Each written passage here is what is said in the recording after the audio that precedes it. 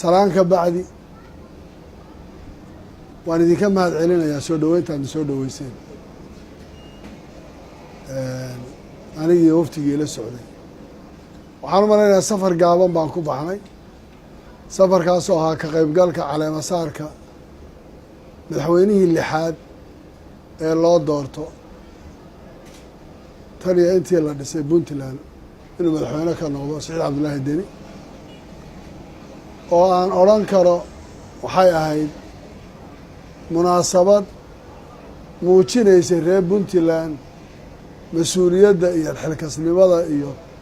meesha ay soomaaliya kaga yaalaan ay u ahayd saldhig soomaaliyada cusub marka laga hadlayo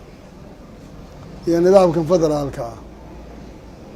sida isbedeladooda u dhacayeen iyo sida dowladdaas abuuristeeda iyo isbedelkeeda iyo horumarkeeda intuba uu dhacay waxaan odhan karaa waxay ahayd munaasabad kulmisay dhammaan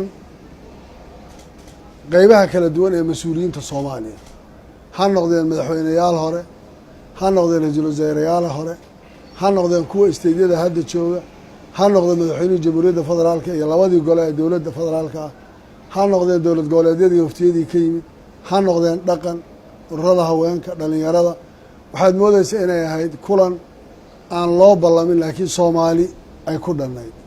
iyadoo beesha caalamkana qeybo ka mida ay ka soo qeyb galeen xafladdaas qiimaha iyo qadarinta mudnayd oo aan uga mahad celinaya reer puntland soo dhoweyntoodii iyo inay dadka intaa la-eg marti geliyeen oo aan isleeyahay kudayashay mudnayd soomaalidu waxaad moodaa markii la isu yimid oo dadkii ay ka hadleen gaar ahaan isimadii oo islaan ciise khayralahaasi oo ugu horreeyey in laga hadlay oo la yihi war xamxam baa jirtay dareen baa jiray kala maqnaanshaa jirtay soomaaliyay nuur ya naaleeye waan u wada joognaaye yaan la kala tegin iyadoon wax la is odhanin taasi waxay keentay markaa in mas-uuliyiintii horey usoo ahayd madaxweyneyaasha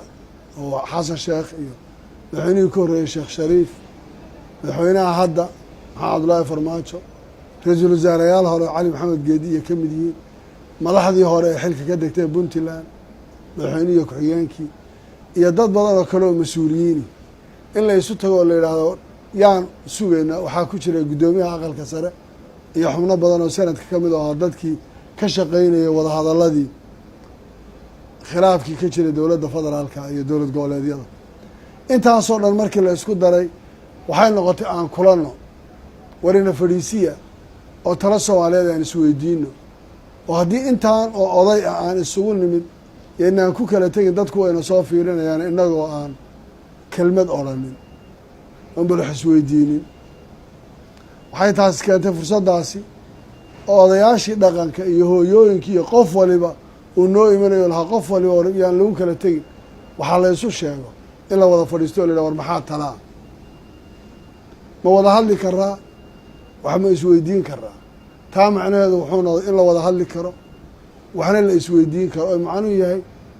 cidna uma maqna ceello uma qodna innaga inoo taallaa intaasoo mas-uuliyiin oo joogto oo soomaali ah dee wixii khaladay ilduufaan waa wax berri la isweydiinaya waxay noqotay markaa in la wada hadli karo gogol la isugu yimaado la wada hadlo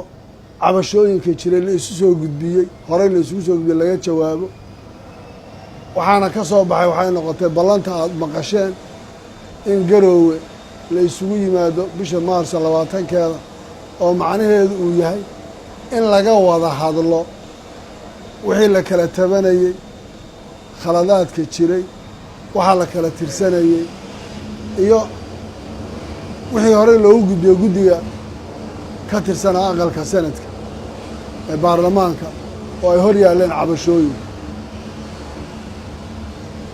arrinta lagu wada hadlay intaasay ahayd in wada hadalkaa la isugu yimaado oo laga wada hadlo oo wax la iska weydiiyo waxaa intaa ka horeeya ee muddadaa ka horeysa waxaan u malaynaya mas-uuliyaddu cid bay la jirtay cidda wax laga tabanaya dowladda federaalka ee ahayde iyadaa laga rabaa inay intaa ka horeysa la timaada wax isbeddel oo muuqanaya oo ka beddelan dhaqankii shalay yaalay iyo wixii la kala tabanayay waa iyadaa waarida iyadaa mas-uuliyaddu saaran tahay wax laga tabanaya iyaday ahayd waan sugaynaa markaa muddadaas waxaan u mahad celinayaa islaan ciise isagoo ku hadlayay codka dhaqanka siyaasiyiinta iyo cid walba inuu yidhi siyaasiga maqana anaa wakiilka ah dhaqanka maqana anaa wakiilka ah iyo mas-uuliyiinta reer puntland oo mar labaad iyo mar saddexaad aan u mahad celinayo iyo madaxdii soomaaliyeed oo madaxweynayaashii hore ee jamhuuriyadda federaalka ah labadii madaxweyne u dambeysay ay ku jireen inay kulligood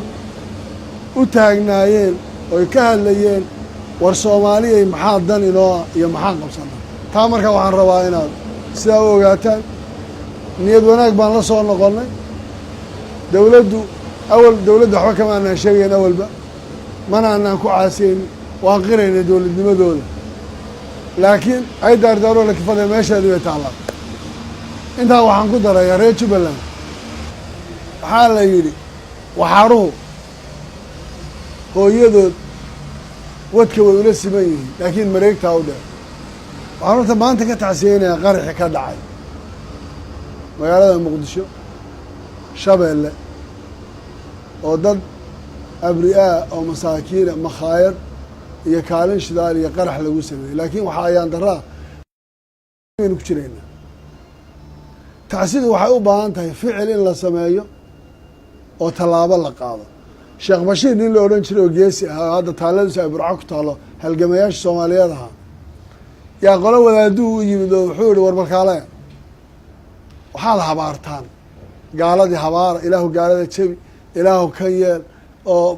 sidaa yeel oo markii dacwadii hadalkii watay haddana bakeeri biyaha intu soo dhigay wuxuu ku yihi bakeeriga biyaha bal intaad habaartaan ku daadiyo ku kala jebiya si aad u habaaraysaan qur-aan ku akriya habaara bakeeriga inaad gembidaan baan idinka aqaana hadda bakeeri halkaa yaalla maantan haddaad sudanta hayso miyuu iska daadan markii dambe wuxuu ihi war habaarkiiyo diintu ficil bay u baahan tahay bismi illahi allahu akbar intuu yihi ul ku dhuftay bakeerigiina wuu kala jebiyey biyihiina wuu daadiyey waxaan u baahannahay tacsihun yaanaan ku jirin in ficil lala yimaado oo waa dad nala mida ooliga naga liitay aan la dagaalano oon u tagno taas waxaan odhanayaa dowladdu tacsida faraha badan aan iska dayno on hawlgalno annaga reer jubbaland waxaa noo dheer maxay tahay dagaal dheer oo nagu keliya oo annaga shabaab aan ishaysano oo mareegtii ah waxaan rabnaa inaan u diyaar garowno dagaalkaas inaan qaadno oo aan soconno waan hubaa inta inagaga dhimata fadhiga inayna socod inagaga dhimanayn